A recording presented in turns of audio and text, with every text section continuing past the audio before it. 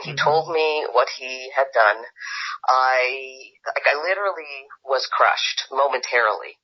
Zinnie Kirschenbaum recently spoke with the Globe's Zosha Bielski about her reaction to her son getting a vasectomy.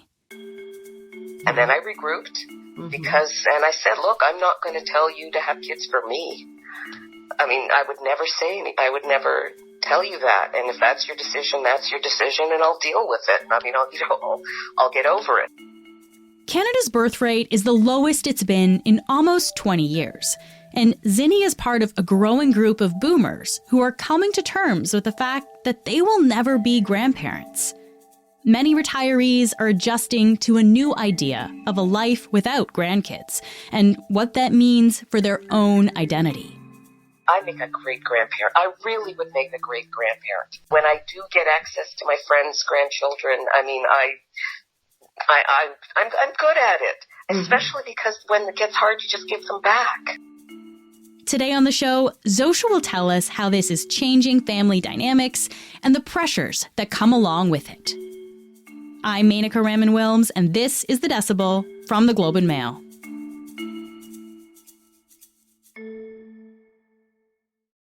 Zosha, thanks so much for being here. Thanks for having me. So we heard from Zinnie off the top there, but can you just tell me a little bit more about her? Yeah, so Zinnie is 66. Zinnie Kirschenbaum is 66. She lives in Thornhill, Ontario. She has 2 children in their 30s, Sarah, 34, and Jessie, 38. And they were just a wonderful family, a very direct, honest, candid family. And they've been sort of grappling with this demographic shift, small scale, in their own family. So Sarah, who's 34, sort of made it clear throughout her life that she really wasn't interested in having kids. It was just never something I thought about.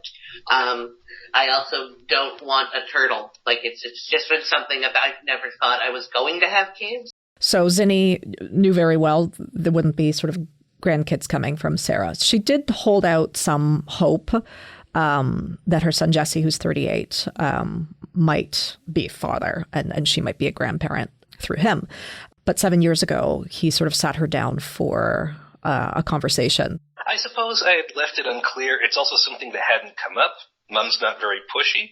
But one day I just had to tell her, I said, hey, by the way, last week I had a vasectomy. We're done. It's just not something we're looking to do. Yeah. And she threw her hands up in the air and said, and then that was that.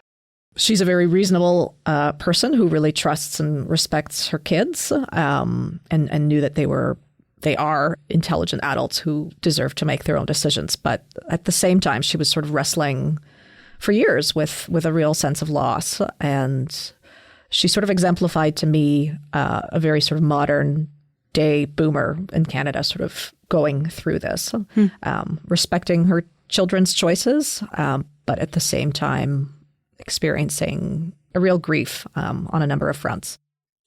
And so, Zosha, what did Zinnie say, though, about why she was so upset by this realization that she wasn't ever going to be a grandparent? For starters, she really had envisioned grandchildren in her retirement years, and that was echoed with a lot of people I spoke with, that they were sort of brought up to believe that your elder years are sort of filled with grandchildren and you get to sort of redo the most memorable parts of parenting, and you've got more money and time and patience and experience to do this again, do your parenting again in a new way. There's kind of this expectation that this is how it's going to be. Exactly. And then that bottoms out. And what are you supposed to do with the next 20, 25 years, 30 years of your retirement? There are a lot of really emotion-filled reasons why boomers grieve not having grandkids. Maybe they loved being parents themselves, and they don't understand why their adult children might not want to repeat that experience. For some, it actually stirs insecurities. They start to wonder, did I do something wrong in my own parenting that my child doesn't want to repeat this experience themselves and have kids themselves? So there's a deep emotional well here. Zinnie also mentioned she's been widowed for 15 years. So in a way, she was counting on grandchildren to help fill up those years. Another layer for her was this concept of the end of the lineage, the end of the family line. The other part of this that I would never put on him or my daughter is that my parents are Holocaust survivors. And you almost feel that as a child of a Holocaust survivor, you almost feel like this obligation or expectation to continue the family, because look what my parents went through to survive. Yeah. And damn it, they survived, and the generations will continue, and now they won't. She made it clear she's never burdened her children with that because it's just so heavy. But she also made it clear that that's something she had sat with herself. So Zini's situation is actually becoming more common because more people in this country are deciding not to have kids. And we know this from the numbers, Zosha. So what does Canada's birth rate actually look like now? Ever since the advent of the birth control pill, this is decades in, whenever women are given choice in their reproductive health, when they are educated, when they are given opportunities to pursue other paths, we see time and again that the birth rate steadily declines. So by late 2020, we did see sort of a precipitous drop with people sort of delaying their childbearing plans, rethinking their childbearing plans. As a result of the pandemic, basically, there. Exactly. Mm-hmm. Understandably not wanting to be in a healthcare system through a pandemic, uncertainty. So we saw those numbers drop in 2020. Then in 2021, we saw a bit of an uptick. I guess people surmised that families were making up for lost time or catching up. But by 2022, we saw something surprising, which was approximately 351,000 live births, a 5% drop in birth rates from 2021. And is 5% significant in these numbers? Absolutely, because it amounts to the lowest birth rate since 2005, which is the lowest birth rate in nearly 2 decades. And 34% of Canadians, 15 to 49, also relate to StatsCan that they did not intend to have any children. So there's sort of myriad reasons why this may be, but we are seeing some really startling declines, at least in 2022. Can we talk a little bit about what some of these reasons might be? I mean, we talked a little bit about the pandemic causing kind of that momentary change, but do we have any other ideas about why the birth rate is so low in Canada right now? I mean, you had sort of pundits and economists scratching their heads and positing, sort of a wide array of things. So obviously we have an inflationary crisis. We have a cost of living crisis, really untenable, unaffordable housing in a lot of cities in Canada. We have a precarious gig economy and precarious work and environmental catastrophe and climate change as a real sort of factor that has a lot of young people questioning how and when and if they want to build a family and raise children. So for some, there are medical reasons. They want to, but they can't. For others, people may not have the right partner or feel settled. But interestingly, the Pew Research Center out of the States in 2021 found that like 56% of non-parents straight up said they just weren't interested in having kids. They weren't qualifying it anymore with the economy or housing. So this is becoming a bit more of a speakable sentiment, among non-parents. That obviously varies depending on your culture and your values, but certainly simply not having a desire to is a feeling that more people are uttering out loud. So there are, of course, implications of a falling birth rate in a number of different areas, on the economy, for example. But Zosha, you really focused on the impact that this changing birth rate is having on the generation of boomers. Why did you want to focus on that?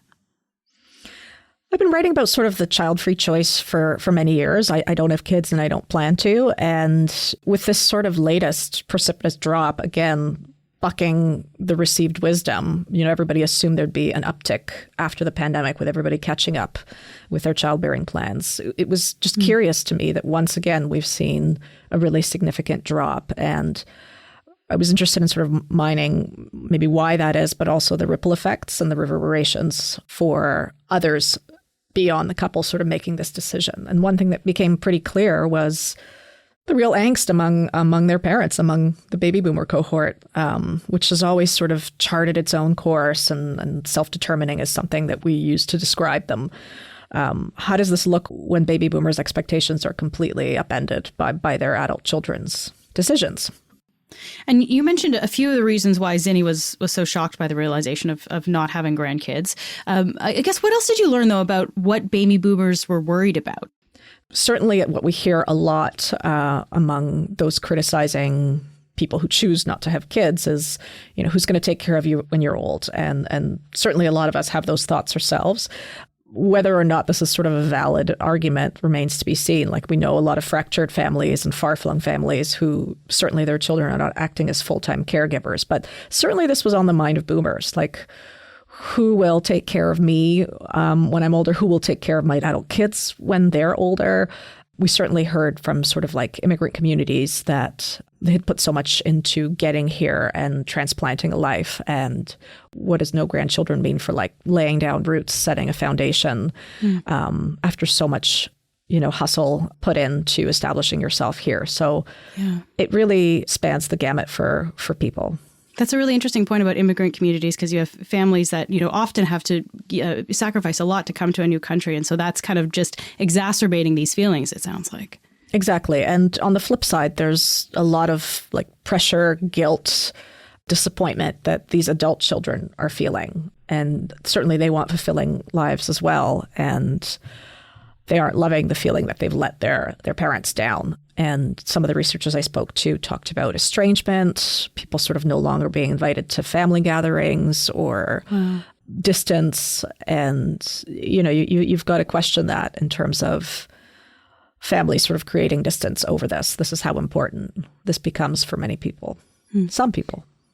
Talking about the baby boomers and kind of this, change in retirement years, there's also kind of like a social loss, isn't there too? Like, if you've got friends who have grandkids, you're feeling something really acute that you're missing out on then.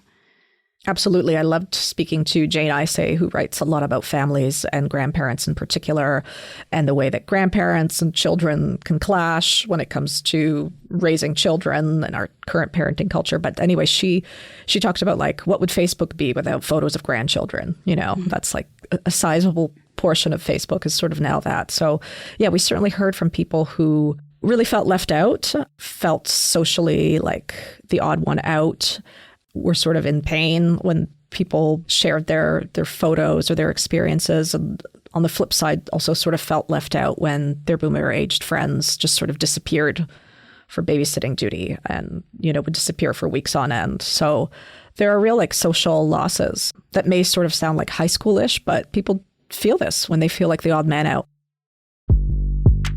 We'll be back after this message.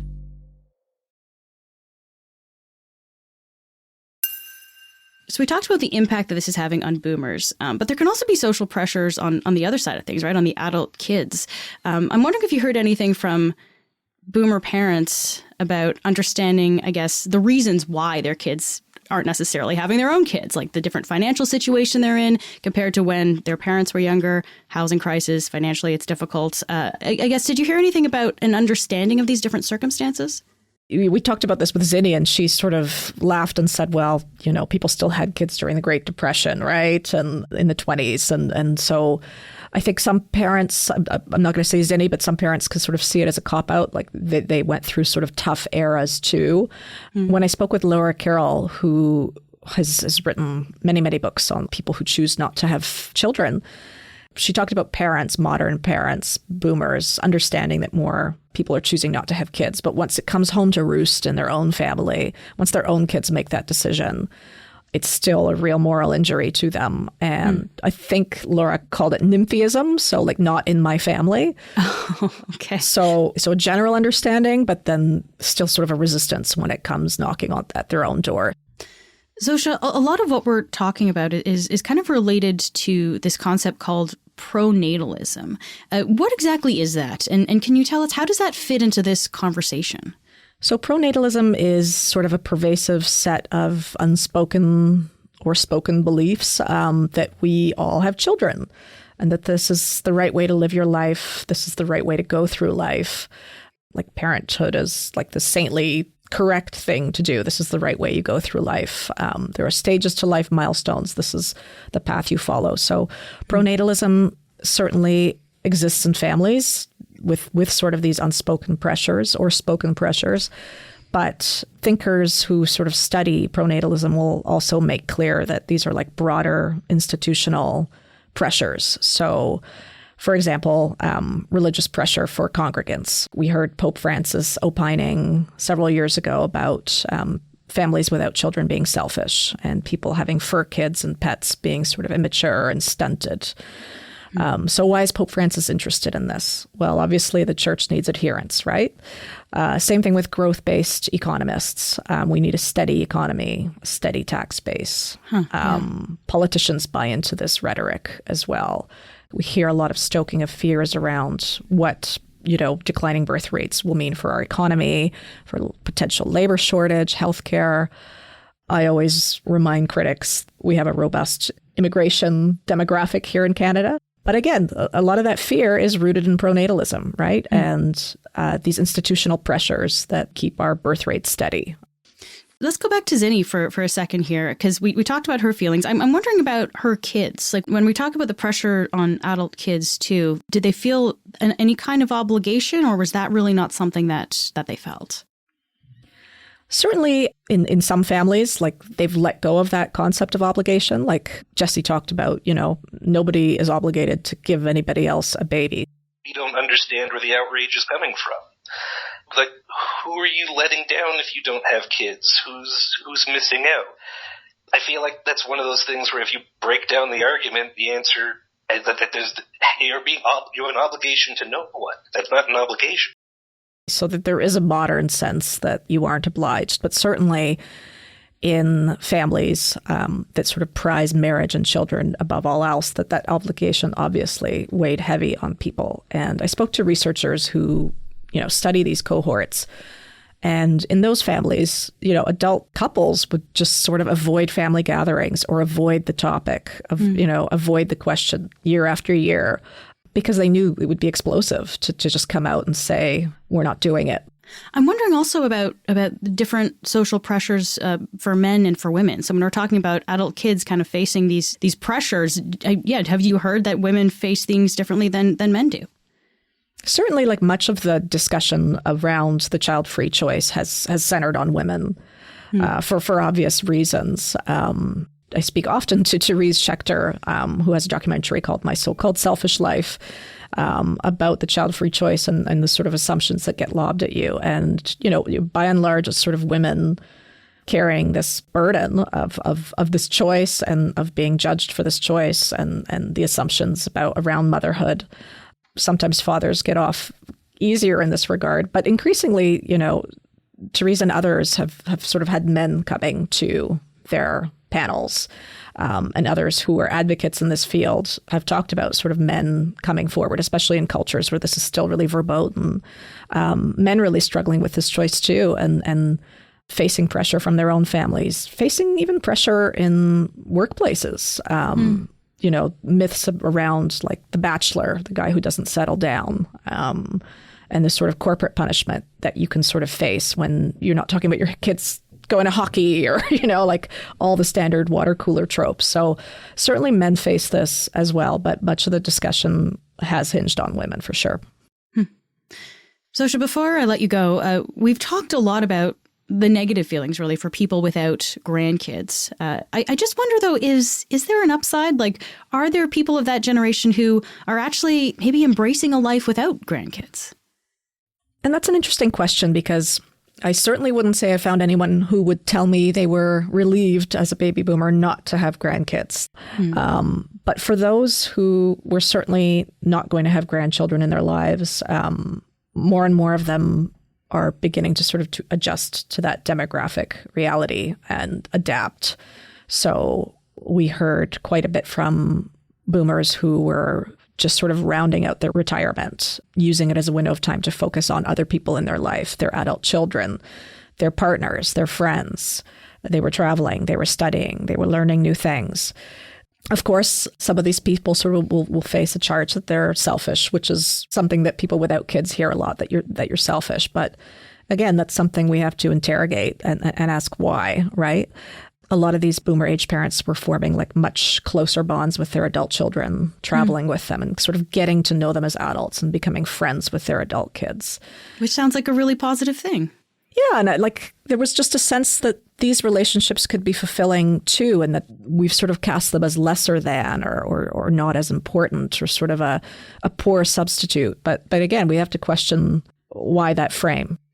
Some of these boomers are like stepping in as step-in grandparents and substitute bubbies and grandparents for their kids' friends' families or their coworkers' families. I spoke to one woman in New York State who never had her own children or grandchildren, and she was helping raise a friend's kids. She has 4 kids under 5, so a pretty heavy load. And the mother had actually reached out to a number of grandchildless boomers in her small community to help raise her kids. And the woman I spoke with, an interfaith reverend named G. Brees, really described this filling her life in another way and really speaking to her caretaking nature.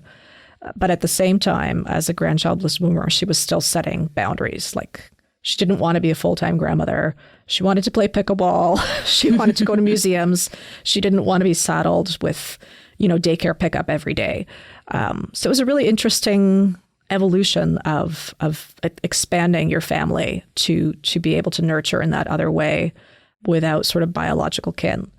So the question is, can we be open-minded about these types of configurations, given the way our fertility rates are going? Sosha, thank you so much for being here today. Thank you for having me. That's it for today. I'm Menaka Raman-Wilms. Our producers are Madeline White, Cheryl Sutherland, and Rachel Levy-McLaughlin. David Crosby edits the show. Adrian Chung is our senior producer, and Angela Pacenza is our executive editor. Thanks so much for listening, and I'll talk to you next week.